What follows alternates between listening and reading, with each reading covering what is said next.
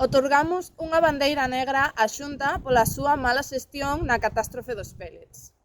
A pesar de que o colectivo Noia Limpa alertou do vertido do buque Toconao o 26 de decembro e de que tanto na Xunta como nos concellos galegos teñen plans de continxencia para todo tipo de vertidos, a Xunta decidiu repetir a estrategia que mantuvo co Prestige, é dicir, minimizar a magnitude do desastre ou negar o problema,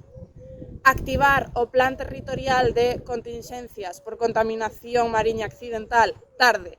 e soamente pola presión mediática e polas exixencias do goberno central e activar un dispositivo de limpeza totalmente insuficiente, donde 200 operarios non dan para cubrir toda a costa galega.